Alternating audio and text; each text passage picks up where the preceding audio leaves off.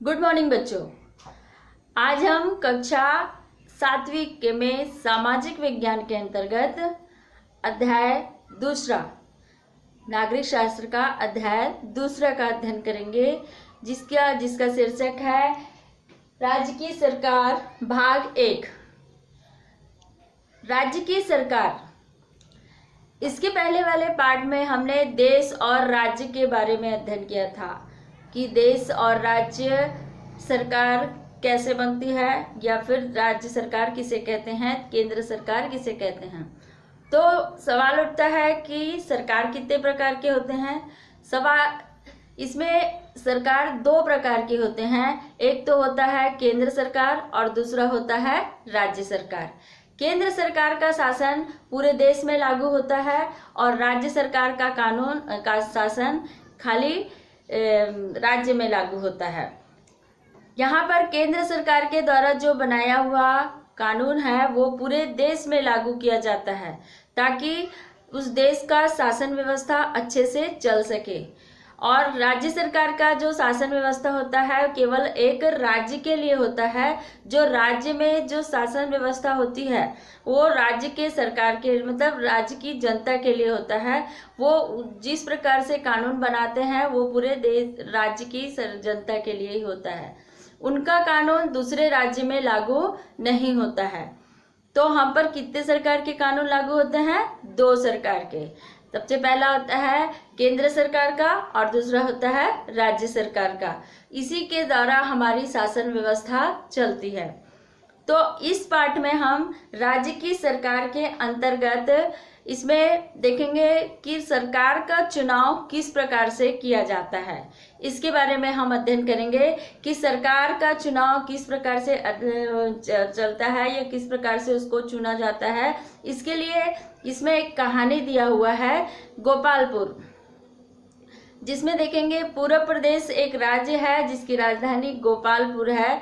और गोपालपुर में जो चुनाव प्रक्रिया हो रही है, इसमें चुनाव करने वाले, चुनाव जो किरदार निभाने वाले सारे लोगों का जो इसमें एक प्रकार से कहना चाहिए उनका जो नाम है वो पूरा तरह से काल्पनिक है, किंतु जो चुनाव करने की जो प्रक्रिया है वो वास्तविक है कि वास्तव में चुनाव किस प्रकार से किया जाता है। अब देखते हैं, यहाँ पर देखेंगे ये पूर्व प्रदेश में जो विधानसभा क्षेत्र है कुल 70 विधानसभा क्षेत्र हैं। हमारे छत्तीसगढ़ में कितने विधानसभा क्षेत्र हैं आपको पता है? नहीं, है ना। हमारे छत्तीसगढ़ में 90 विधानसभा क्षेत्र हैं और 90 विधानसभा क्षेत्र पूरे छत्तीसगढ़ राज्य में अलग अलग जिलों में बटा हुआ है। इसमें रायपुर में 4 विधानसभा क्षेत्र हैं। अब देखते हैं यहाँ पर जो चुनाव होने वाला था, जो पूर्व प्रदेश में जो प्रतिनिधि खड़े हुए थे उसमें था एक राम प्रसाद था और एक पल्लवी बाई। दोनों 2 दल के नेताओं ने यहाँ पर चुनाव लड़ा है, जिसमें एक भारत दल था और एक जनता मिशन दल। जिसमें भारत दल में राम प्रसाद जी खड़े हुए थे और जनता मिशन दल में पल्लवी बाई का जो दल था उसका नाम था। इस प्रकार से यहाँ पर से चुनाव प्रक्रिया शुरू होती है कि यहाँ पर सबसे पहले यहाँ पर चुनाव के लिए जो चुनाव चिन्ह होता है, जो दल होता है उसका चुनाव कर लिया जाता है। जिस प्रतिनिधि को हम खड़ा करते हैं वो प्रतिनिधि हमारे संपर्क में होना चाहिए, हमारे आसपास का होना चाहिए, हमारे आसपास की समस्याओं को जानने वाला होना चाहिए, ताकि अगर हम चुनाव के बाद उसको खड़ा करते हैं, ये चुनाव के बाद वो जीतता है तो हमारे क्षेत्र में जो भी समस्याएं हैं उसका समाधान आसानी से वो कर सके। तो बच्चों इसमें देखेंगे ये जो था दो दल था जिसमें राम प्रसाद जी और पल्लवी बाई खड़े हुए थे। ये दोनों ही जनता को आश्वासन के आधार पर हर चीज उनकी जो समस्याएं थी वो उसको पूरा करने का आश्वासन देते हैं कि हम आपके क्षेत्र में सड़क बनवाएंगे, बिजली लगवाएंगे, पानी की व्यवस्था करेंगे, अस्पताल खुलवाएंगे या चिकित्सा सुविधा देंगे। हर एक समस्याएं जो बनी हुई थी वहाँ पर उसको पूरा करने का आश्वासन देकर इस लोग चुनाव में खड़ा होते हैं।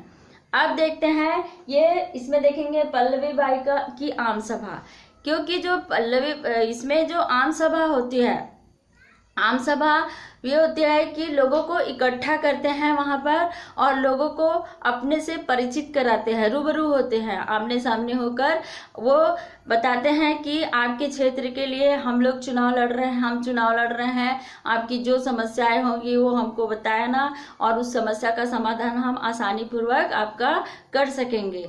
तो पल्लवी बाई की जो आम सभा थी उसमें उन्होंने खड़े होकर, उसमें आम सभा में और भी जो वरिष्ठ जो नेता थे उन लोगों ने भी भाग लिया था, उन लोगों ने भी अपना अपना भाषण दिया। फिर जब पल्लवी बाई की का जब पारी आया तो उन्होंने भी जनता के सामने कुछ बातें रखी, जिसमें पहले ही वो विधायक चुनी हुई थी, जो पहले जो चुनाव हुआ था उस क्षेत्र की विधायक पल्लवी बाई थी। तो उन्होंने ये बताया कि जो पिछले बार जब मैंने चुनाव लड़ा था तो आपके क्षेत्र में पानी की व्यवस्था की थी, सड़क की सुविधा की थी, स्कूल खुलवाए थे।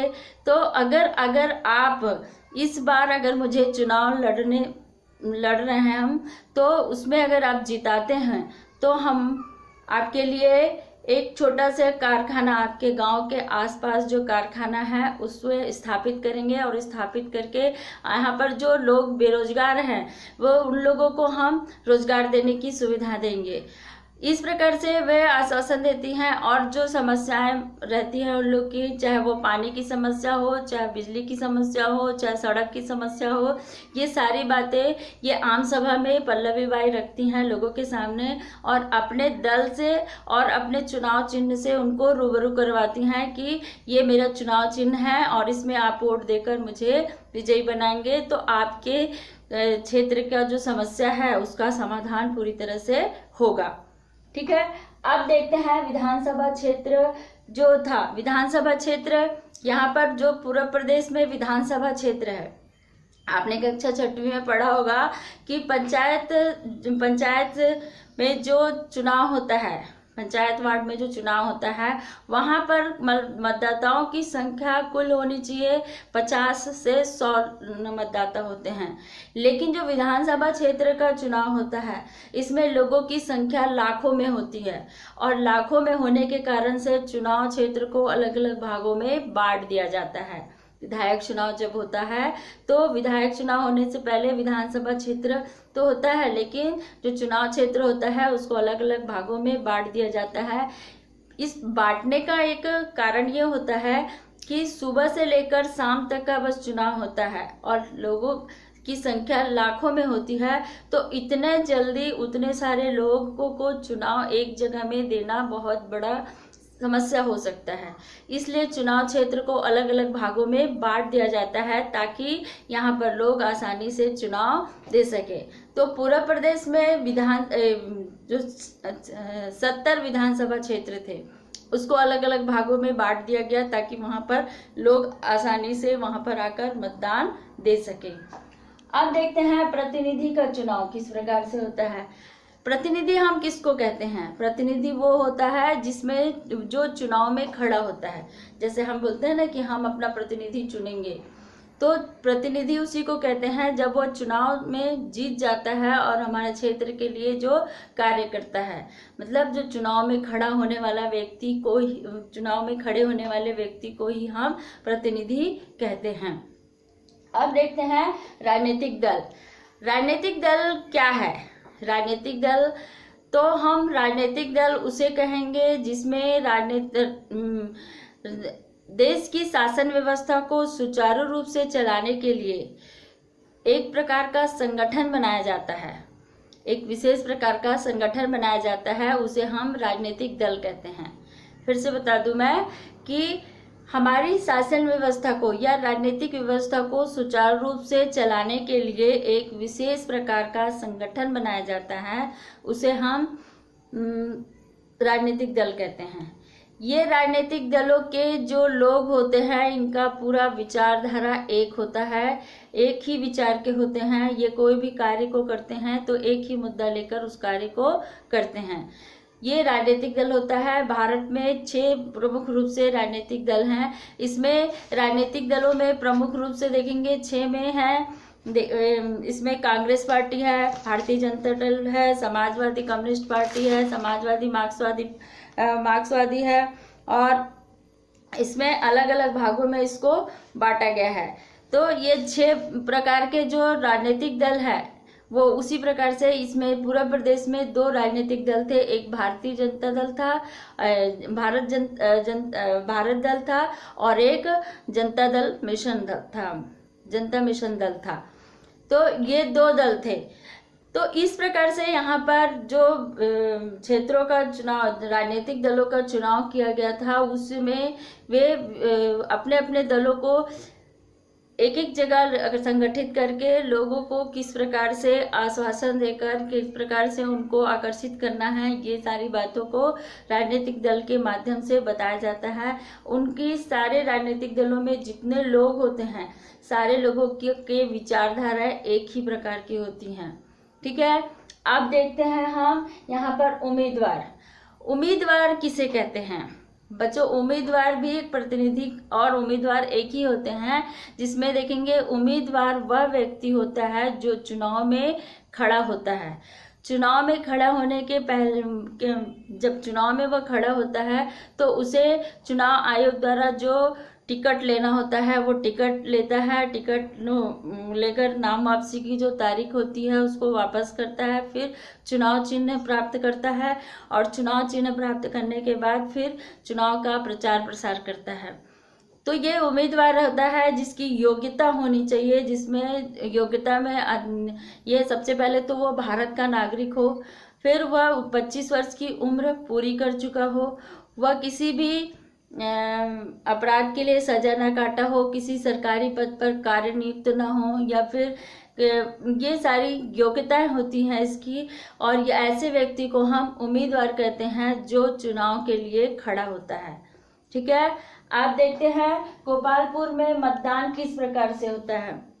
गोपालपुर में मतदान होने के पहले यहाँ पर बहुत जोर शोर से इसमें चुनाव का प्रचार प्रसार किया जाता है।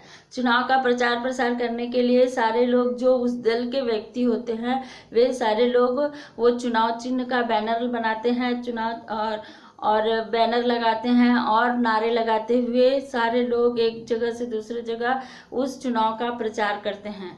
चुनाव प्रचार करने के समय में वो लोग पूरा जीप में होते हैं, बाइक में होते हैं, और माइक लगा हुआ होता है। मतलब बहुत जोर शोर से इसका चुनाव प्रचार किया जाता है ताकि लोग इससे प्रभावित हो सके। इसी में देखेंगे जो इसमें गोपालपुर में जब मतदान होता है, जिस 20 जनवरी को वहाँ पर मतदान होना था, तो 20 जनवरी को जब मतदान होता है तो सबसे पहले जो मतदान होने की प्रक्रिया होती है, तो जो मतदाता होते हैं, तो मतदाता कौन होते हैं? जिनकी उम्र 18 वर्ष पूरी हो चुकी हो और उसका मतदाता सूची में नाम होता है, ऐसे व्यक्ति को हम मतदाता कहते हैं।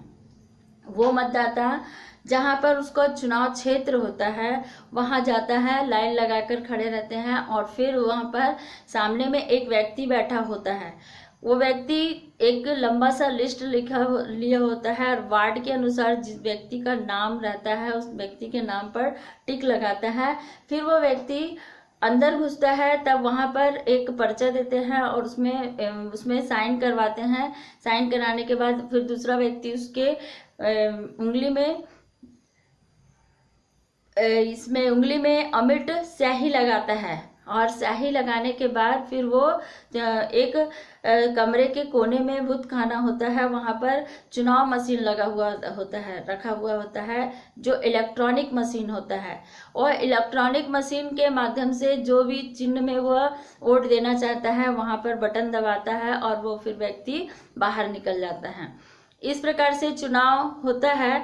उसी प्रक्रिया में यहाँ पर पूरा प्रदेश में चुनाव हुआ कि वहाँ पर व्यक्ति गए और अपने नाम में के सामने टिक लगाया, फिर वहाँ पर गए, फिर पर्चे में साइन किया, फिर उसके बाद वहाँ पर दूसरी जगह गए, फिर अमिट चिन्ह लगाया, फिर बूथ खाना में जाकर वहाँ पर जो कोने में बना हुआ रहता वहाँ पर इलेक्ट्रॉनिक मशीन से वो मतदान करते हैं। सुबह से लेकर शाम तक का चुनाव हुआ, वहाँ पर मतदान हुआ, और मतदान होने के बाद जितने भी मतदाता थे मतदान करने के लिए आए और मतदान किया। फिर वहाँ का माहौल पूरी तरह से शांत हो जाता है। फिर कुछ 2 दिनों के बाद 2 दिनों के बाद यहाँ पर देखेंगे चुनाव परिणाम आता है। चुनाव परिणाम के वक्त कैसे है, जिसको हम मतगणना कहते हैं। मतगणना मतलब मतों की संख्या की गणना की जाती है, गिनती की जाती है, ताकि गिनती करके वो उसमें जितने भी जो उम्मीदवार होते हैं उनको कितने वोट मिले हैं उसका वो उस समय वो बताते हैं। तो यहाँ पर जो जितने भी वोट दिए गए थे उन मतों की गणना के लिए पूरे प्रदेश में 2 दिनों के बाद मतगणना हुई, जिसमें सबसे ज़्यादा वोट पल्लवी बाई को मिला था और राम प्रसाद को कम वोट मिला था। इसके पहले हम लोग पढ़े थे जिसको सबसे ज़्यादा बहुमत मिलता है वही उस दल का नेता चुना जाता है। तो यहाँ पर जो आधे से अधिक जो सीट होती है उसमें आधे से अधिक संख्या जिसको मिलती है वही उस दल का नेता कहलाता है। तो पल्लवी बाई को यहाँ पर सबसे ज़्यादा वोट मिला, जिसके कारण से वो क्षेत्र में पल्लवी बाई को विधायक चुना गया था। तो उस समय तो वोट की गिनती हुई और वोट गिन लिया गया, फिर उसके बाद वो रिजल्ट घोषित कर दिया गया था। लेकिन कुछ और भी प्रक्रियाएं होती हैं जिसको पूरा करने के बाद उसको उस क्षेत्र का विधायक चुना जाता है। आपको मालूम होगा कि यहाँ पर शपथ ग्रहण करवाया जाता है कि शपथ ग्रहण करते हैं, तब जाकर वह व्यक्ति उस क्षेत्र का विधायक चुना जाता है। तो उस हिसाब से यहाँ पर कुछ दूसरे तीसरे दिन या फिर 1 हफ्ते के बाद पल्लवी बाई को विधानसभा में बुलाया गया। वहाँ पर बैठक की व्यवस्था की गई थी। वहाँ पर राज्यपाल ने उन्हें शपथ ग्रहण करवाया और अन्य मंत्रियों के साथ उन्होंने शपथ ग्रहण किया और फिर उस क्षेत्र की चुनाव मतलब वहाँ की विधायक वो चुन ली गई थी।